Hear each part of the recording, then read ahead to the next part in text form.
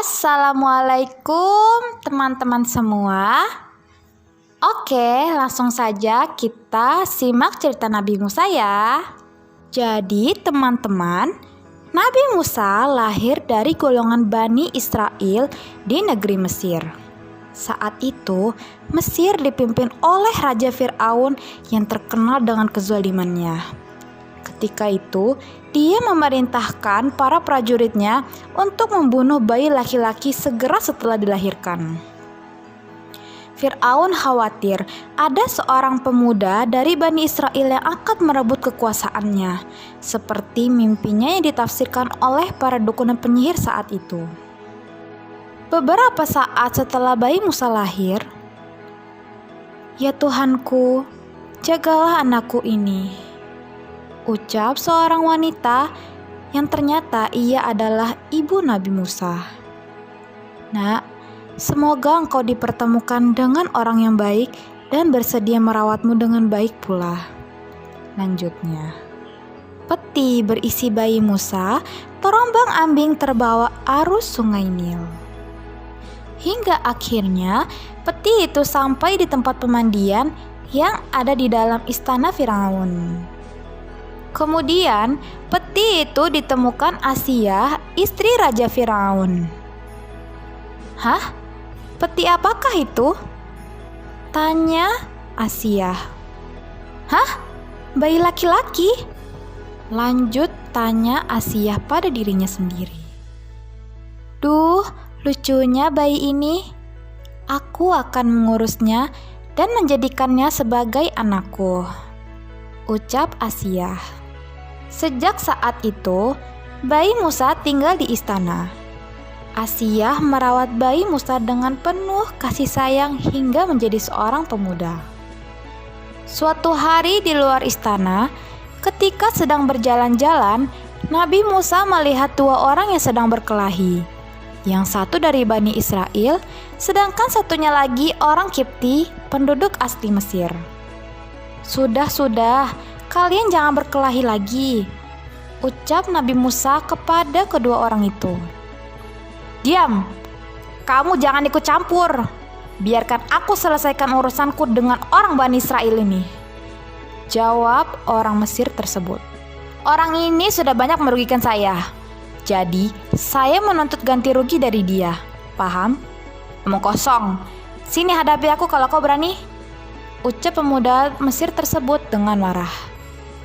Tapi, tidak pantas menuntut ganti rugi berlebihan di luar kemampuannya.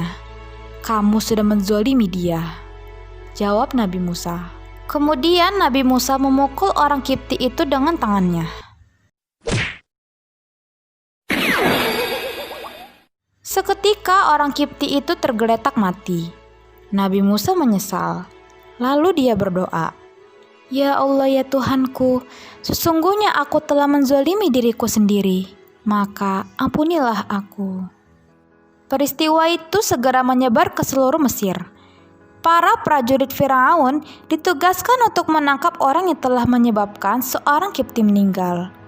Lalu, seseorang menemui Nabi Musa dan menyarankan agar Nabi Musa meninggalkan Mesir. Akhirnya, Nabi Musa pun meninggalkan negeri tempat dia dibesarkan itu. Setelah berjalan berhari-hari, sampailah Nabi Musa di daerah Madian.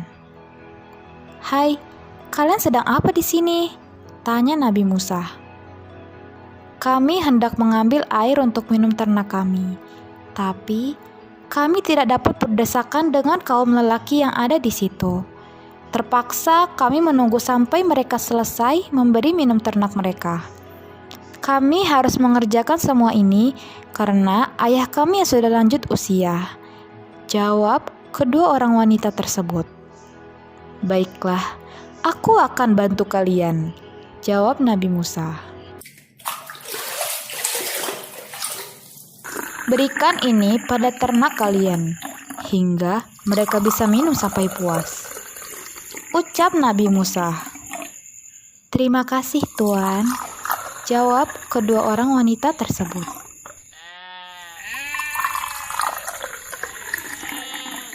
Setelah selesai memberi minum ternak mereka, Kedua gadis itu bergegas pulang.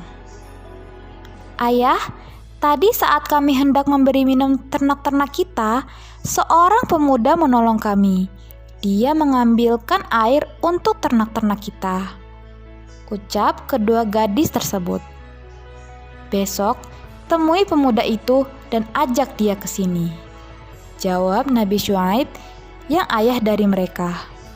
"Baik, ayah," jawab mereka. Keesokan harinya, seorang gadis yang ditolong kemarin berkata kepada Nabi Musa, "Tuan, ayahku ingin bertemu dengan dirimu. Bisakah engkau datang ke rumahku?" "Baiklah, aku akan ke rumahmu," jawab Nabi Musa. Tak lama kemudian, "Ayah, ini pemuda yang aku ceritakan kemarin," ucap gadis itu. "Selamat datang wahai pemuda yang baik hati. Siapakah namamu?"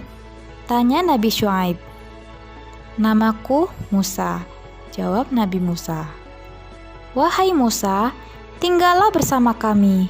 Lindungi dan bantulah kedua anak perempuanku menggembalakan kambing-kambing kami," ucap Nabi Syuaib kepada Musa.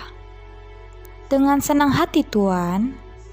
Pada suatu hari, "Wahai Musa, setelah aku melihat kebaikan akhlakmu, aku ingin menikahkan engkau dengan salah satu putriku. Sebagai mas kawinnya, engkau harus bekerja selama 8 tahun.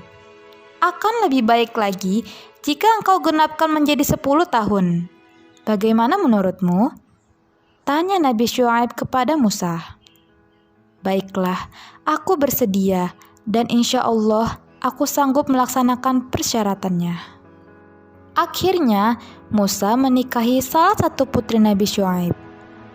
"Alhamdulillah, kalian kini telah sah sebagai suami istri. Semoga kalian senantiasa berada di jalan yang ridhoi Allah dan diberkahi Allah. Amin," ucap Nabi Syuaib kepada mereka. "Terima kasih ayah," jawab putrinya. 10 tahun kemudian, "Ayah, sudah 10 tahun aku bekerja untuk ayah. Aku dan keluargaku ingin kembali ke Mesir," ucap Nabi Musa kepada Nabi Syuaib.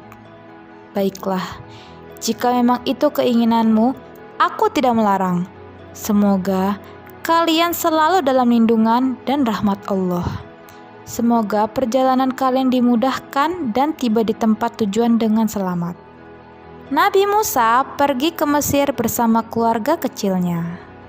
Saat malam tiba, "Wahai istriku, aku melihat ada api di kejauhan.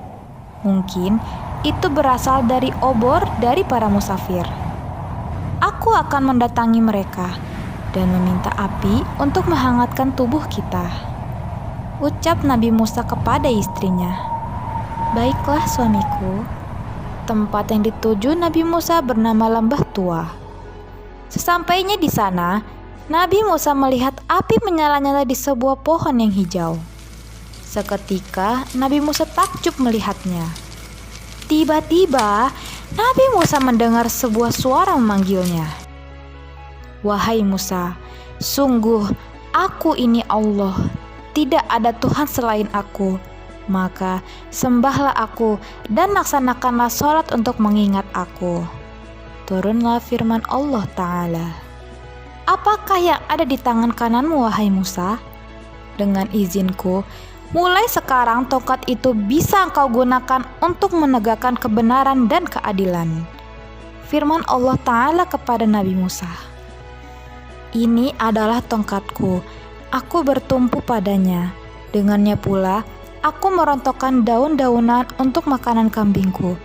Selain itu, masih ada manfaat lain dari tongkat itu untukku," jawab Nabi Musa. "Wahai Musa, sekarang masukkan tanganmu ke dalam saku jubahmu. Dia akan bercahaya. Jika engkau masih takut dengan cahaya dari tanganmu itu, letakkanlah tanganmu di dadamu, maka ketakutanmu itu akan hilang." Firman Allah Ta'ala kepada Nabi Musa. Nabi Musa merasa bingung. Setelah peristiwa itu, Nabi Musa bergegas kembali menemui istrinya. Ia lalu menceritakan semua yang dialaminya tadi kepada istrinya. Istrinya terkejut, tapi kemudian ia menenangkan suaminya itu. Sesampainya di negeri Mesir, Nabi Musa dan istrinya menemui Nabi Harun di rumahnya.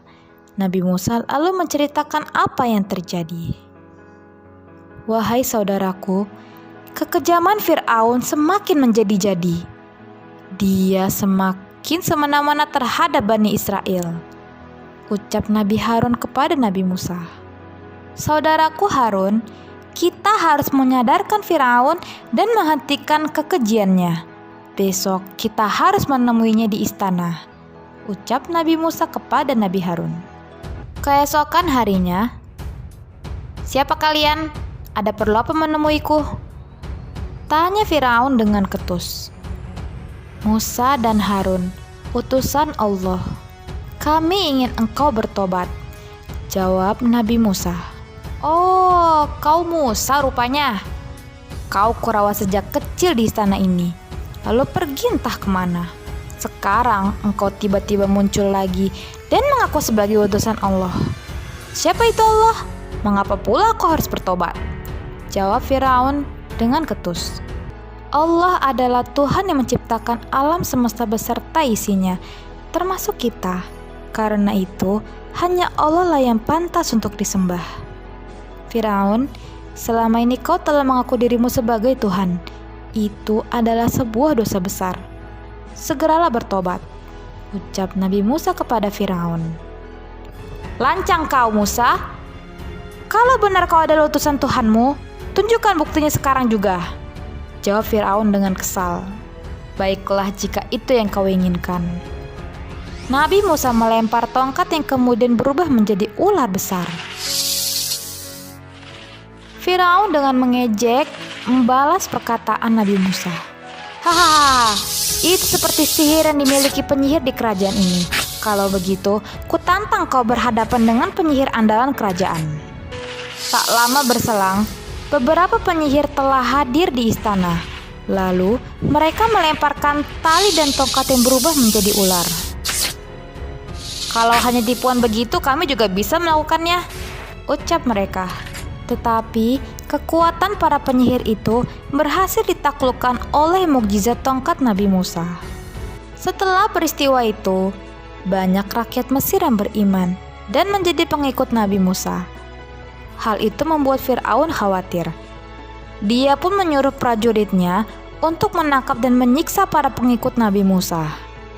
Mendapat tekanan yang membabi buta, Nabi Musa memutuskan untuk keluar dari wilayah Mesir. Di suatu malam yang telah ditentukan, Nabi Musa bersama Bani Israel diam-diam pergi meninggalkan Mesir. Mereka berjalan kaki ke arah Laut Merah. Sesampainya di Laut Merah, "Wahai Nabi Musa, pasukan Fir'aun sepertinya mengikuti kita," ucap salah seorang pengikut darinya. Tiba-tiba, pasukan Fir'aun datang untuk menangkap Nabi Musa dan pengikutnya. "Bagaimana ini?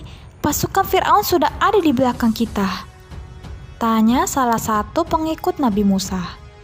"Tenanglah, Allah bersama kita. Dia akan mengirimkan petunjuk kepada kita." Nabi Musa kemudian berjalan mendekati bibir pantai. Nabi Musa melihat ke langit lalu mengangkat tongkatnya tinggi-tinggi. Dengan menyebut nama Allah, Nabi Musa memukulkan tongkatnya ke permukaan laut. Laut pun terbelah menjadi dua. Nabi Musa dan pengikutnya bergegas menyeberangi lautan. "Ayo cepat, tangkap Musa dan para pengikutnya," perintah Fir'aun kepada para prajuritnya. Fir'aun dan pasukannya ikut menyeberang mengejar Nabi Musa beserta pengikutnya. "Tak akan kubiarkan kalian lolos," ucap Fir'aun dengan marah. Tapi tiba-tiba, "Oh, tidak!" Laut yang tadi membelah sekarang kembali menyatu. Fir'aun dan seluruh pasukannya mati tenggelam. Sedangkan Nabi Musa dan pengikutnya Selamat dari kejaran Firaun dan pasukannya. Yeay, akhirnya selesai juga. Semoga bisa bermanfaat dan menambahkan ilmu teman-teman semua ya. Jangan lupa dukung terus channel kami dengan mengklik like, share, and subscribe. Wassalamualaikum warahmatullahi wabarakatuh.